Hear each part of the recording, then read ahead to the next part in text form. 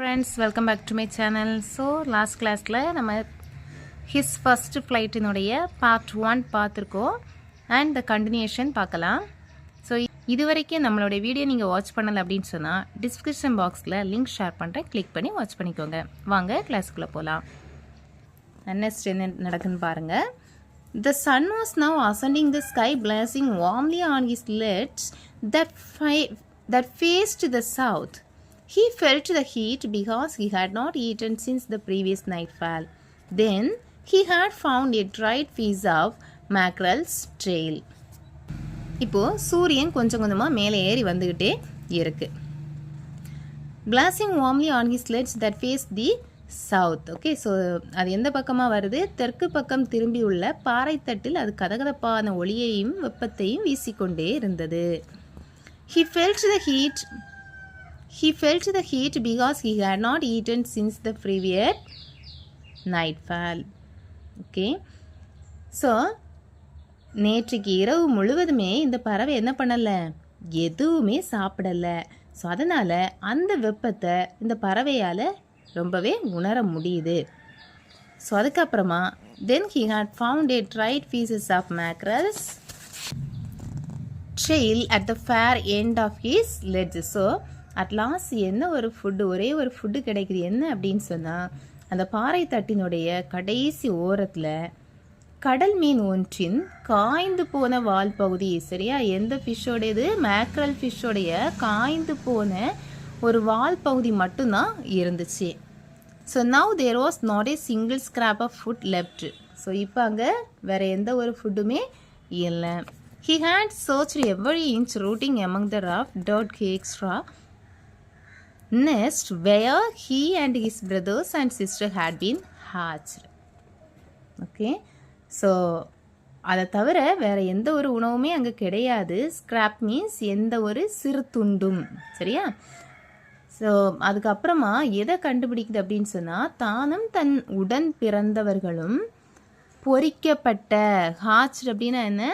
பொரிக்கப்பட்ட முட்டையிலேருந்து வெளிவரதை என்னன்னு சொல்லுவோம்? ஹாச்ட் அப்படின்னு சொல்லுவோம், சரியா? ஸோ பொரிக்கப்பட்ட அந்த அழுக்கு சேர்ந்த கெட்டிப்பட்ட ஒரு வைக்கோல் கூடு, சரியா? அந்த கூட்டில் என்ன இருக்குது? காய்ந்து போன துண்டுகளை கூட வாயில் போட்டு அரைத்து தின்று விட்டது. ஓகே, ஸோ அரைத்து தின்று விட்டது என்ன? க்னா. இதை தான் என்னன்னு சொல்லுவோம்? கிரைண்டிங் ரிப்பீட்டர்லி. ஓகே, ஸோ வாயில் போட்டு ரொம்ப நல்ல சவைக்கிறதா என்னன்னு சொல்லுவோம்? க்னாட் அப்படின்னு சொல்லுவோம். So it was like eating a part of himself. So இது எதுக்கு சமமாக இருக்குது?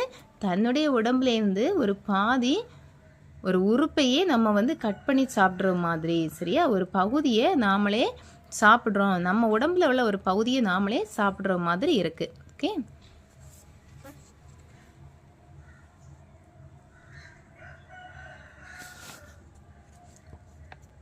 and next he then trot back and forth from one end of the ledge to the other, his long grey legs stepping daintily, trying to find some means of reaching his parents without having to fly. But on each side of him the ledge ended in a sheer fall of precipice with the sea beneath, and between him and his parents there was a deep white crack. Okay, so he then trotted back and forth from one end of the ledge to the other. So அதுக்கப்புறமா அது என்ன பண்ணுது? trotted back and forth அப்படின்னா என்ன? ரொம்ப காலை ரொம்ப நீளமாக இழுத்து வச்சு நடக்காமல் குட்டி குட்டி சின்ன சின்ன அடியாக எடுத்து முன்னும் பின்னுமா அது என்ன பண்ணுது? நடந்துக்கிட்டே இருக்குது. பேக் அண்ட் ஃபோர்த் அப்படின்னா என்ன? முன்னும் பின்னுமாக. trotted மீன்ஸ் குடுகுடுன்னு, சரியா? நம்ம மூவிலெலாம் பார்க்குறோம் இல்லையா? இப்போ வில்லன் கேரக்டர்லாம் யாரையாவது ஒருத்தங்களை பழி வாங்கணும் அப்படின்னு சொன்னால் என்ன பண்ணலாம் அப்படிங்கிறதுக்கு யோசிக்கிறதுக்கு ஒரு நடப்பாங்க இல்லையா? ஸோ அதே மாதிரி தான், சரி. trotted back and forth from one end of the ledge to the other. ஒரு முனையிலிருந்து இன்னொரு முனைக்கு அது நடக்குது. his long grey legs stepping daintily. daintily அப்படின்னா என்ன? ரொம்ப ஆழமாக. ஓகே, ரொம்ப கொஞ்சம் கேர்ஃபுல்லாக, அதாவது விழுந்துருமோ அப்படின்னு சொல்லி நம்ம ஃபீல் பண்ணும்போது எப்படி நடப்போம், அதே மாதிரி ரொம்ப ஒரு நிதானமாகவும் ரொம்ப சரியாகவும், சரியா? trying to find some means of reaching his parents without having to fly. So பறக்காமல் எப்படி என்னுடைய பேரண்ட்ஸை நான் போய் சேரலாம் அப்படின்னு சொல்லி யோசிச்சுக்கிட்டே இருக்குது. but on each side of him the ledge end in a sheer fall of precipice. Okay, ஆனால் என்ன பண்ண முடியாது, அவனால் பறக்காமல் போக முடியாது. ஏன்? அதன் ஒவ்வொரு புறமும் பாறைத்தட்டின் செங்குத்தான சரிவு காணப்பட்டது. ஓகே, ஷீர் ஃபேல் ஆஃப் precipice அப்படின்னா என்னது, ரொம்ப செங்குத்தாக இருந்துச்சு. ஸோ செங்குத்தான ஒரு சரிவு காணப்பட்டது. அதன் கீழ் கடலும் காணப்பட்டது. with the sea beneath. Okay, so beneath அப்படின்னா என்ன, அடியில். and between him and his parents there was a deep wide crack. Okay, so crack அப்படின்னா என்ன, பிளவு. டீப் ஒயிட் கிராக் அப்படின்னா என்னது, ஆழமான அகன்ற பிளவு. சரி, அந்த பறவைக்கும் அதன் பெற்றோருக்கு இடையில என்ன இருந்துச்சு, பயங்கரமாக ஒரு விரிசல் இருந்துச்சு, ஆழமான ஒரு அகன்ற பிளவு இருந்துச்சு. and next என்ன நடக்குன்னு பார்க்கலாம். surely he could reach them without flying if he could only move northwards along the cliff face. But then, on what would he walk? There was no ledge and he was not a fly, and above him he could see nothing. The precipice was sheer, and the top of it was perhaps farther away than the sea beneath him.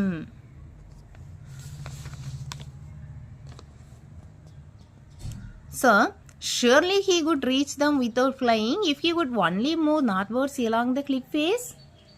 Okay, பறக்காமலே தன்னுடைய parents கிட்ட போகணும் அப்படின்னு சொன்னால் தென்புறமான மலை உச்சி பகுதிக்கு தான் நகர்ந்து செல்ல வேண்டும். ஆனால் எதன் மீது அதனால் நடந்து செல்ல முடியும்? அங்கே நடந்து போகிறதுக்கு அங்கே என்ன இல்லை, எந்த ஒரு பாறைகளோ விடபூமியோ எதுவும் கிடையாது அங்கே.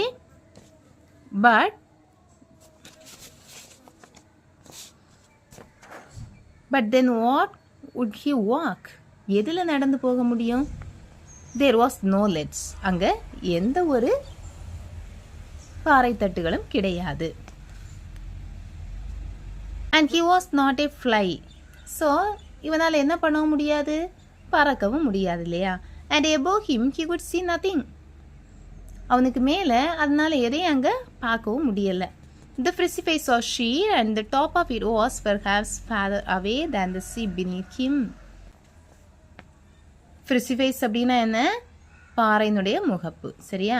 ஸோ அங்கே அதோடைய பாறையினுடைய முகப்பு எப்படி இருக்குது, ரொம்பவே செங்குத்தாக இருக்குது. அது மட்டும் இல்லை, the top it was perhaps farther away than the sea beneath him. அதோடைய உச்சி பகுதி கீழே உள்ள கடலை விடவும் ரொம்ப தூரத்தில் இருந்துச்சு. ஓகே, ஸோ கீழே அதுக்கு அடியில் இருக்கக்கூடிய கடலை விடவும் ரொம்ப தூரத்தில் இருந்துச்சு. அதனால இது போகிறது ரொம்ப சிரமமாக இருந்துச்சு. ஓகே ஃப்ரெண்ட்ஸ், ஸோ இதோடைய கண்டினியூஷனை நம்ம நெக்ஸ்ட் கிளாஸில் பார்க்கலாம். தேங்க்ஸ் ஃபார் வாட்சிங்.